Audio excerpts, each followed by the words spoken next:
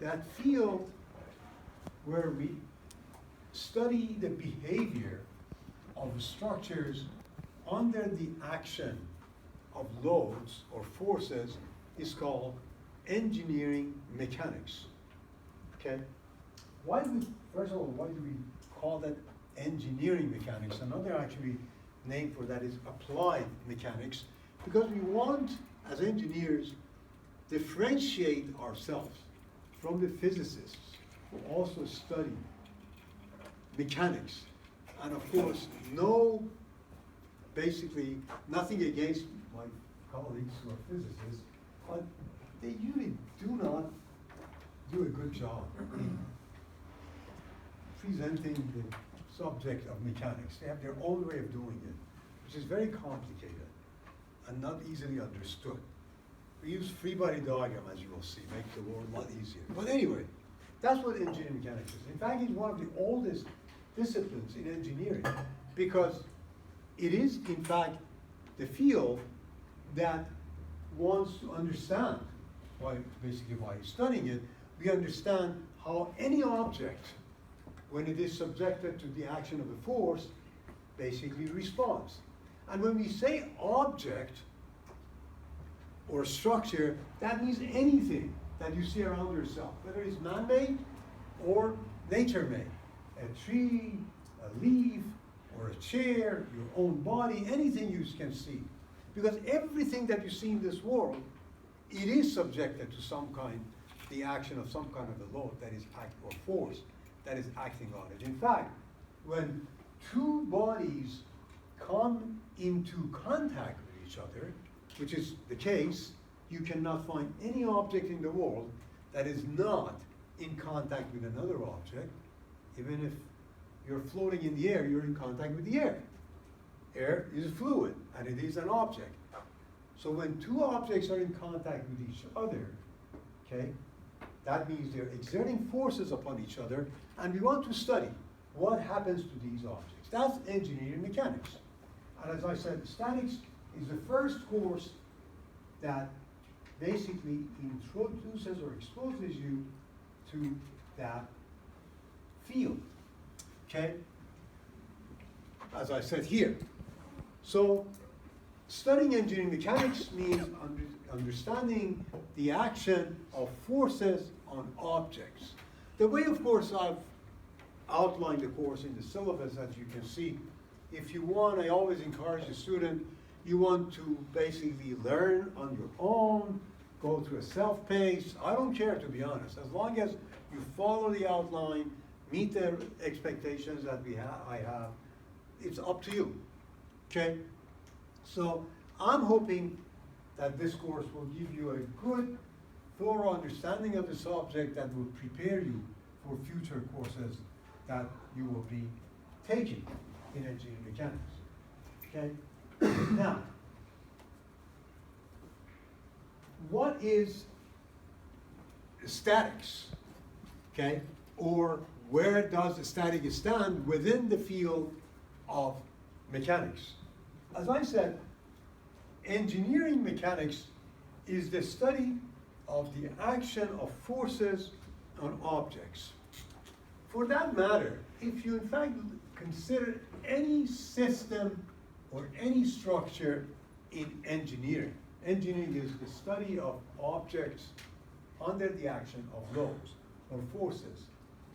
The entire field of engineering mechanics can be schematically represented by this system diagram or the flow chart, okay, which consists of three basically pieces. The system subjected to some type of an input, and the input action of the system results in an output. Any engineering discipline can be represented by this diagram. The objective is different. In this course, this is the objective, and this is what this diagram is all about. We are going to study the behavior of structures, and as I said, the structure means anything. We call also structures bodies. We call them objects. They're all the same. Anything that is made of some type of material or a combination of materials put together in some fashion, it is called a structure. So the objective of statics is you have a structure and the input to this structure is a force that acts on this structure, and we want to find out what is the response of this structure under the action of that force. Okay? That is what we do in engineering mechanics. Okay? And that's the schematic diagram. Okay? So, as you can see, of course, is obvious that then every object, as I said, we should know that it is always, as I said, under the action of some kind of a force, no matter what. Now, if this is how the field can be described or defined, okay, this broad field, depending on what the nature of this force is and what the nature of this object is, can be categorized, mainly in three categories. Depending, of course, on the interest or what we want to do, this categorization differs. But usually, the field of engineering mechanics is divided into three categories. When the field of engineering mechanics was developed back hundreds of years ago, they did not know that even if you have an object that seemingly seems to be rigid under the action of forces, this object actually goes through some deformation. We may not see the deformation, but no matter what object you consider in this world, when a force or a load acts on this object, that object goes through some deformation. Deformation can be very small and can be very visible, or can be visible and very large. So, they first made this assumption that objects are rigid, or we call them rigid bodies. So, in order to study the behavior of forces, okay, the action of forces acting on these rigid bodies, again, we can categorize that field into two broad, basically, classes. We either assume that the forces that act on this object are constant, they are not going to change with time, and the object is also at rest, is not moving. That is what we do in statics. In other words, statics is the study of rigid bodies under the action of forces, given the assumption that the object is rigid, it does not deform under the action of the force, and the object is not moving. If that rigid body is in motion, or the forces that are acting on this rigid body change with time, or they are time dependent, that is called dynamics. That's the next course you'll be taking, ME 212. As they learn more, or they understood better the nature of the structures and materials, and they realize that every single material subjected to a force actually goes through phases of deformation, they realize that every single structure in the world that you can imagine under the sky, or even beyond, is deformable. So, therefore, this categorization that we had changes. We study now the behavior of structures or objects that deform under the action of load, but while these forces are constant and the object does not move. That subject is called the strength of material, or stress analysis. Okay? Now things get more complicated. If you have an object that is deformable, the forces that are acting on that object are time dependent, then what we study is called mechanical vibration or structural dynamics, which is a better way of describing it, because you're really studying the dynamics of a structure. Fluids are also objects. They change shape depending on the volume they occupy, but they're also objects. Okay? So they're subjected to the same categorization.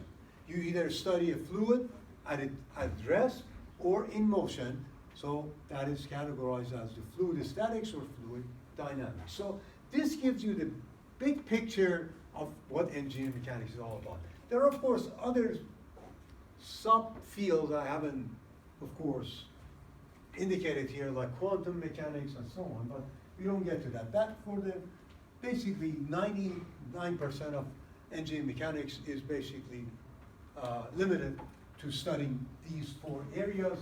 As a mechanical engineer, you will take courses in every single one of these. As a civil engineer, maybe a few, and so on. Okay? So, as you can see, I've been just keep on saying it, repeating myself, that therefore the objective of the course is first to understand what is a force. How do you describe a force? How do you mathematically represent the force? What is a force? Once you fully understood what a force is or the action of the force and can fully describe that, then we analyze the action of these forces on the structure, or we find out how basically the response of a structure under the action of forces develops. Okay? Any questions? Okay. This is basically all we do.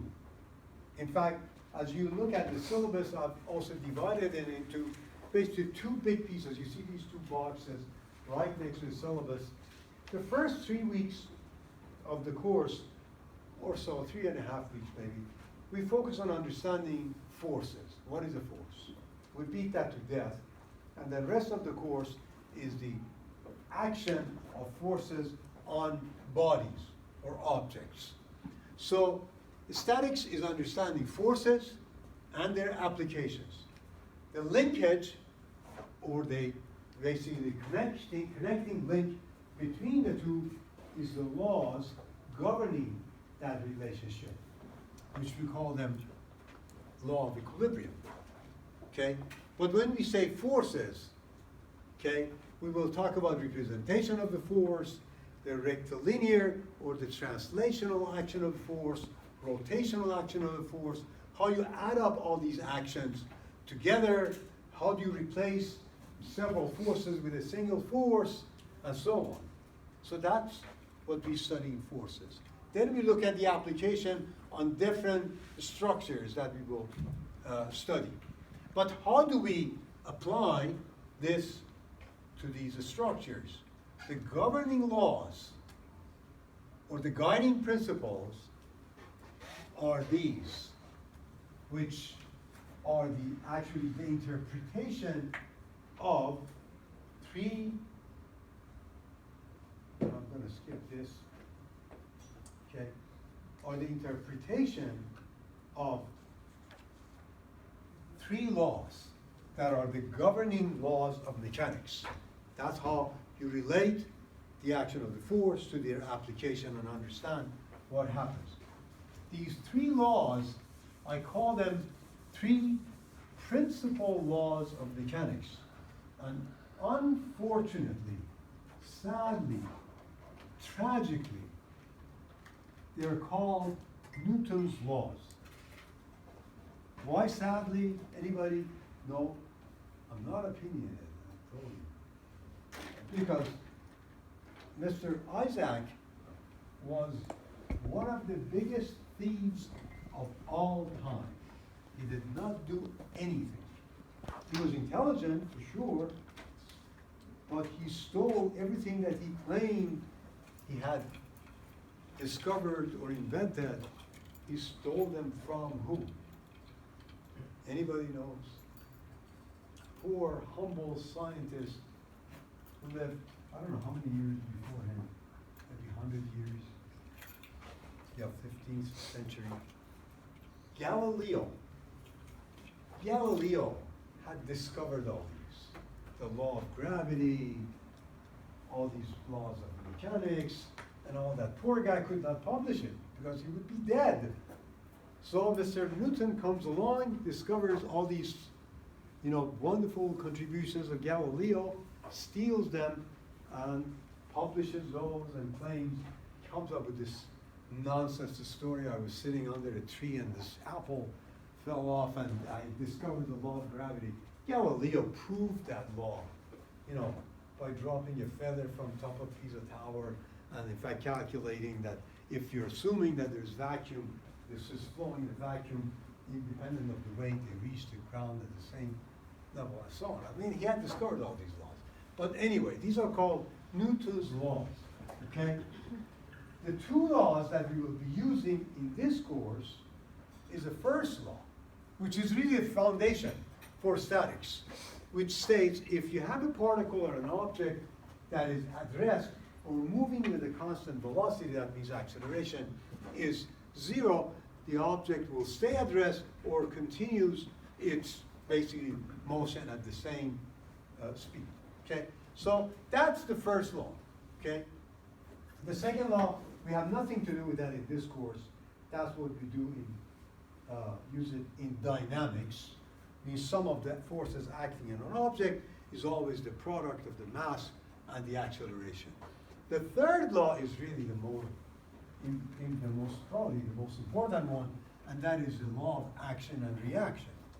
Whenever two bodies are in contact, that is exerting a body exerts a force on another body, what basically this law states is if you have two bodies in contact, okay, or coming to contact, okay, and this body exerts a force on this other body, at that point of contact, you always have a force equal in magnitude and opposite in direction to the force from the first body developed. We call this law of action and reaction. When you're sitting on that chair and your weight or your body exerts, say, 120 pounds on that chair, actually the chair is also exerting 120 pound force in the opposite direction of your body. That's why you just don't feel anything, right? You don't move. Otherwise you'll be moving, you will be going down. The whole chair is holding you. That means it is exerting the same force. That's why you're not moving, you're statically sitting, okay?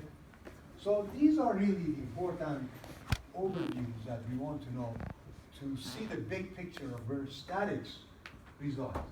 The only thing else that we need to also know is that the units that we use for the absolute concepts means measurement of space, time, and so on, are the combination of the SI units and the nonsense units, or English units, or British units, whatever you want to call them, right? And I'm sure in high school you got used to using SI units, and now all of a sudden you go back and have to get to use these nonsense units. There's nothing worse than one of these units that I hate the most, slug. You know what that slug is?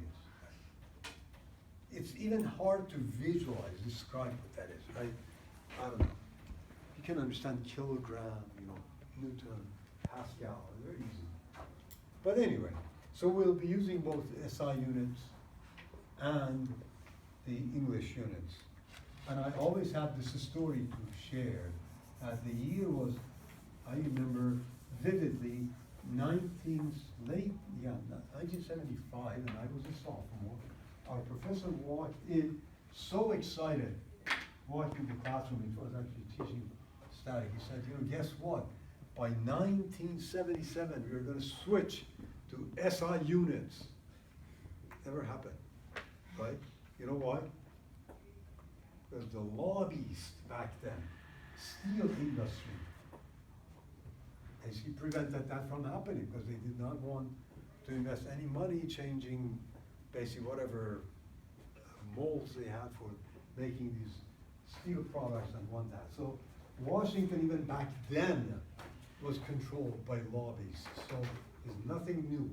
okay? It just, they have, I mean, we have more of them now. They can basically run the whole Washington DC. I remember, again, getting off track, back in the early 80s, you go there, maybe there was one or two buildings and a few lobbies there. No, they're everywhere, right? They're running the country, right? And you think that we're voting and electing the president, right? But anyway, I'm not, as I told you, I'm not opinionated, okay? Okay, so let's begin. Let's start the real fun. So we are going to start by talking about forces. That's the first concept we need to know, deeply understand, okay, to lay the foundation. So statics is about understanding forces and their action on objects. So what is a force? I said that. Do you remember how I described what is a force? What is the definition of force? I'm not talking about Star Wars. What is a force? You remember from your physics somewhere?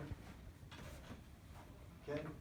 Whenever two objects come into contact, okay, the action of any objects or any body on another object is called force. Okay? So it's always the action of one object and another object that is they're in contact. Okay? So when my hand comes into contact with this and pushes it, right, I'm exerting a force, right? So I'm telling you, okay, I'm exerting a force on this, right? So the first question you ask is what? You want to know how much, right? So in order to fully describe a force, okay, the first thing you need to know is the magnitude. You need to know the magnitude of the force to fully describe the force, okay? Now, if I tell you, okay, I'm exerting a force on this object, I can apply that here, like this, or same amount of force, whether it is 10 Newton, whatever, or like this, right? It is the same force, but these two forces do two different things, or perform two different acts on the same object. So, depending on what the direction of the force is, it does different things on an object. So, in order to fully describe a force, you need to know both its magnitude and its direction. Or, in other words, a force can be fully described by these two, or any quantity that can be basically fully described by these two is a force, right? Wrong. Because there are quantities that can be actually fully described by these two, but they're not forces, like rotation. You say that hand of that clock goes 45 degrees clockwise, that's a quantity, right? Rotation. And then 20 degrees counterclockwise. How much that has rotated? You immediately would say 25 degrees difference between the two. You basically subtract the magnitude and you have the direction, right? But that's not a force.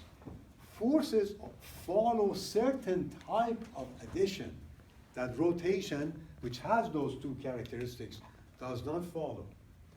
If you have a force that is 4 Newton applied here, and a force that is 5 Newton applied here, and I ask you, how much force is the result of these two acting on this object is not 4 plus 5, that is 9 Newton. These forces are added up following a law which we call the law of vector calculus. So, force is a quantity that has magnitude, has direction, and also its summation follows the law of vector calculus. What it means is, in order to represent a force, the tool that we use effectively is a vector. If you have a force that you know what direction it is acting, and you know its magnitude, you draw a vector, okay? The magnitude of this vector is the magnitude of that force, and the direction of this vector describes the direction that that force is applying. And we represent the force by a vector notation. A vector notation can be basically in three different ways. You can write a vector by showing a letter with a little arrow on top, or by a tilde underneath, or just as a bold-face character. Your book uses this, Yes. but I use this one because it's easier on the board. So this means a vector, this means the magnitude of the vector, okay? So what I said here is this. If you have two forces, let's say F1 with a given direction, that means you have the angle that this makes with a line of horizon, and another force, F2, that makes this angle with horizontal line. In order to add up these two, okay, you need to follow the law of vector calculus. How do you do that? What we are trying to do is this. We are going to basically define or describe that if you have two forces acting on an object, how can you replace those two by a single force? That single force whose action is identical to the combination of the actions of each force individually is called a resultant. So resultant means sum of the action of these forces. In order to find the resultant, you can do it in two different ways.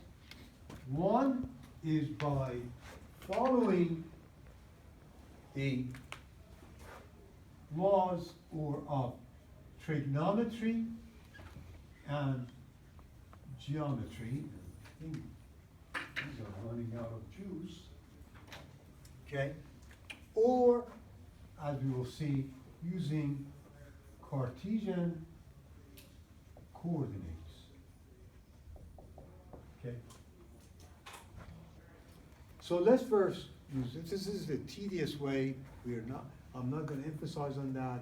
In fact, you can do all your homework, even the first set of homework, although the problem statement says find resultant using this approach, you can use Cartesian coordinate. I don't care.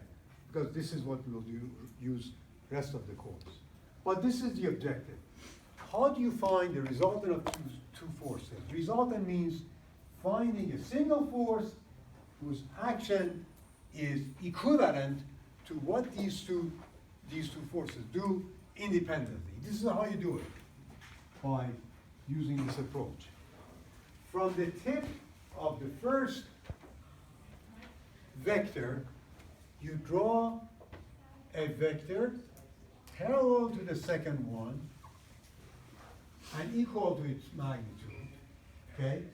And then you just simply, let me exaggerate just a little bit here, and do a good job here.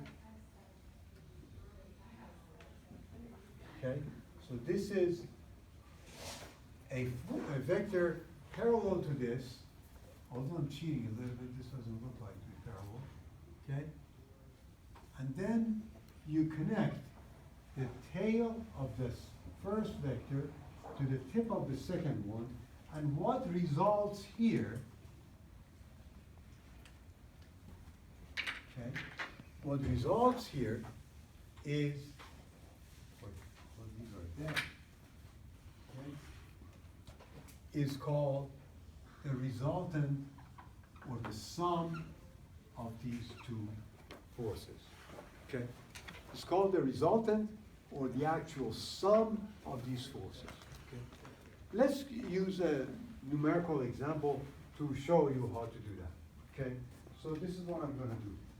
Let's use this example. Let's say you have, say, a hook.